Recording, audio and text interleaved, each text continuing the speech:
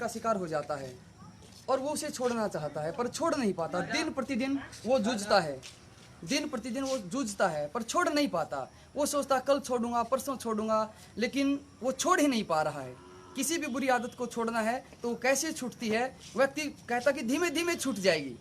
लेकिन जब हम खेलते थे, बच्चे थे, जब स्कूल में जाते थे तो एक गेम खेलते थे चुंबक बनाने का। 2 पेन पकड़ते थे और कहते थे हम इसका चुंबक बनाएंगे, और उसको कहते थे किसी विद्यार्थी को 2 पेनों को कस करके दबाओ इन्हें, और कस कर को दबाते थे और फिर कहता था, थोड़ी देर बाद वो पेन घुमाता था और कहता था धीरे धीरे छोड़ो इसे, और वो विद्यार्थी धीरे धीरे कोशिश करता था तो छोड़ नहीं पाता था और कहता था ये चुंबक बन गया। लेकिन मैं कहना चाहता हूं आपसे, यदि वो एक झटके में छोड़ दे तो वो तुरंत छोड़ सकता है उसको। यदि आप किसी भी चीज को धीरे धीरे कोशिश करोगे तो चुंबक बन जाएगी। किसी भी बुरी आदत को छोड़ना है तो एक झटके से वो छूटेगी। अब एक झटके से कैसे छूटेगी उसके आपको उपाय सिखाते हैं। 3 उपाय हैं, बहुत सरल उपाय हैं। सबसे पहला उपाय है संकल्प। यदि आप किसी आदत को छोड़ना चाहते हो तो आज ही संकल्प ले लो कि मैं आज के बाद ये काम नहीं करूंगा, मुझे आज के बाद ये दोबारा ये कार्य नहीं करना है, और उस संकल्प को लिख डालो। और मैं तो ये कहता हूं उस संकल्प की छोटी छोटी चिट बनाओ और उसे जहां आप रहते वहां दीवार पर चिपकाओ कि, और यदि आप उस बुरी आदत को नहीं लिख सकते उस चिट पर तो इतना ही लिख कर चिपका दो कि मैंने संकल्प ले लिया है, मैंने संकल्प ले लिया है। जब आप दीवार पर लगाओगे तो इसका क्या लाभ मिलेगा?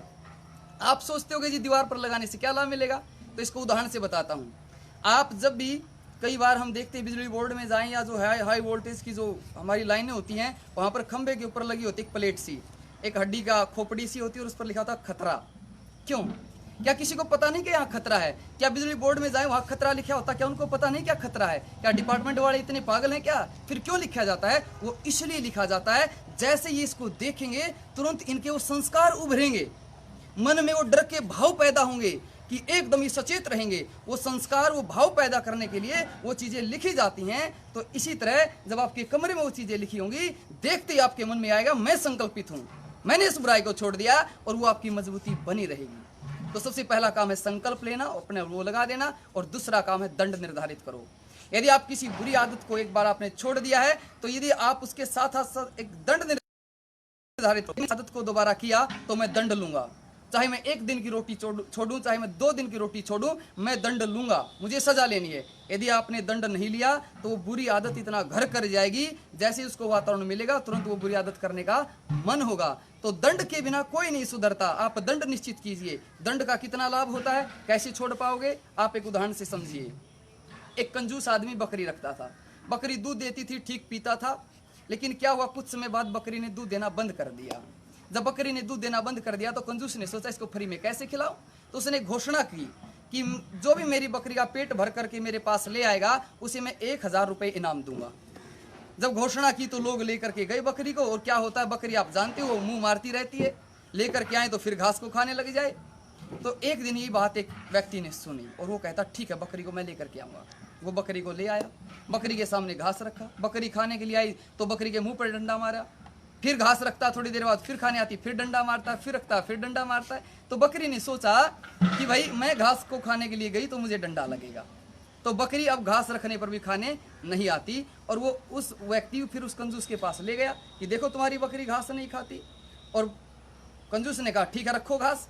तो घास रखा और बकरी ने देख लिया भाई घास की तरफ गई तो डंडा लगेगा, और वो इच्छा होते हुए भी नहीं खाती। किसके कारण? दंड के कारण, सजा के कारण, डर के कारण, भय के कारण। तो इसी तरह जब तक हम दंड निश्चित नहीं करेंगे तब तक हम उस आदत को नहीं छोड़ पाएंगे, वो आदत ऐसे ही घर करे रहेगी। और तीसरा काम है प्रार्थना, परमात्मा से प्रार्थना। मन में यदि वो बुराई करने की इच्छा हो तो परमात्मा से जुड़ जाओ तुरंत। हे परमपिता परमात्मा, बुरे विचारों ने मुझे घेर लिया है, मेरी रक्षा करो। गायत्री मंत्र का जाप शुरू कर दो, गायत्री मंत्र का जाप शुरू कर दो, परमात्मा से जुड़ जाओ तो आपको बहुत लाभ मिलेगा। कैसे लाभ मिलेगा? क्या हमारे साथ घर पे नहीं होता क्या? बच्चे स्कूल में पढ़ते हैं, दूसरे बच्चे बदतमीजी करें तो बच्चे क्या कहते हैं सर को कि गुरुजी, सर जी देखना मेरे साथ ये बकवास कर रहे हैं। तुरंत सर को बोलते, घर हो तो पिताजी को, माँ को कहते माँ देखना। तो जब हमारे पास कोई शक्तिशाली होता है और हमारे साथ कोई गड़बड़ होती है तो हम उसको तुरंत कहते हैं, चाहे गुरुजी है, चाहे सर है, चाहे माता जी है। तो इस तरह जब परमपिता परमात्मा हमारे साथ होगा, क्या कोई बुरी आदत हमें तंग कर सकती है? कि बिल्कुल नहीं। और इसके बावजूद भी एक बात और मैं कहना चाहता हूँ आपको।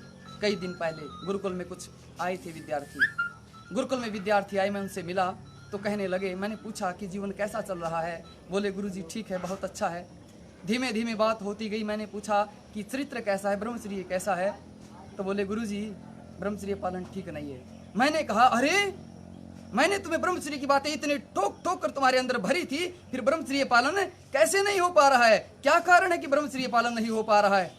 ब्रह्मचर्य पालन क्यों नहीं हो पा रहा है? ऐसी क्या बात है? तो उन्होंने कहा गुरुजी आप हमसे दूर चले गए, कुछ गलत मित्रों की संगत मिली और हम उसमें फंसकर गलत आदतों के शिकार हो गए। तो मेरे मन में विचार आया था, इनके पास यदि एक कवच होता ना, सिर्फ एक कवच, वो कवच इनकी रक्षा करता, उससे ये बच पाते। वो क्या कवच है? अरे जिसको श्री राम पहनते थे, श्री हनुमान पहनते थे, श्री कृष्ण पहनते थे, माता सीता, सावित्री, दमयंती, गार्गी, विदुला जिसे पहनती थी, वो कवच जिसके लिए लोगों ने अपनी गर्दनें तक कटवा दी। हकीकत जैसों ने दुश्मन को कह दिया कि इतनी तो तेरी ताकत है, तू सिर मेरा कटवा दे, पर बहादुर तो तुझको मैं तब जानूं जब तू धर्म मेरा छुड़वा दे। अरे हमने गर्दनें कटवा ली, पर वो हमारे चिन्ह नहीं छोड़े। क्या था? जनेऊ था, ये जो पवित्र था। मैं आपसे कहना चाहता हूं, यदि आप बुरी आदत को छोड़ना चाहते हो, अपने आप के पास वो कवच रखना चाहते हो, उस यज्ञ पवित्र को धारण करो। और अवसर है आपके पास, कल गुरुकुल कालवा में 26 अगस्त 2018 को वार्षिक उत्सव मनाया जा रहा है, श्रावणी पर्व मनाया जा रहा है। आप इस कार्यक्रम में आएं, यज्ञोपवीत धारण करें, और जिसके पुराने यज्ञोपवीत हैं वो अपने नए यज्ञोपवीत धारण करें। इस कार्यक्रम में महिला पुरुष दोनों आ सकते हैं। गुरुकुल के बाहर ये कार्यक्रम रखा गया है, तो आप अपने परिवार सहित, मित्रों सहित इस कार्यक्रम में जरूर आएं। मैं बहुतों के पास फ़ोन नहीं कर पाया, इसलिए इस वीडियो के माध्यम से मैं आप सबको सूचना देना चाहता हूं और निवेदन करना चाहता हूं, इस कार्यक्रम में अधिक से अधिक संख्या है। और मेरे मित्रों से मेरा निवेदन है, इसे इग्नोर ना करें, अधिक से अधिक साथियों के पास इस वीडियो को पहुंचाएं, ताकि कल यहाँ अधिक से अधिक संख्या में साथी आ सकें।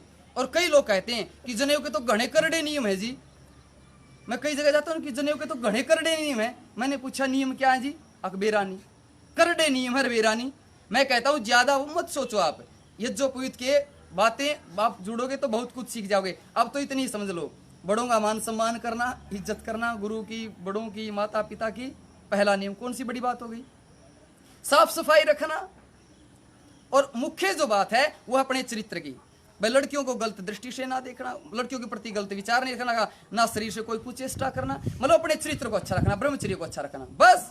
और ब्रह्मचर्य जब आपके गले में यज्ञोपवीत होगा ना, फिर देखना आप कितनी तेज गति से बढ़ पाओगे। तो मैं यहीं आपसे फिर निवेदन करता हूं, इस वीडियो को अधिक से अधिक पहुंचाएं। और मित्रों में जिसके पास सूचना नहीं कर पाया, जिसके पास फोन नहीं कर पाया, इस वीडियो से आपसे निवेदन है, आप सादर आमंत्रित हो, परिवार सहित इस कार्यक्रम में जरूर आएं। नमस्ते।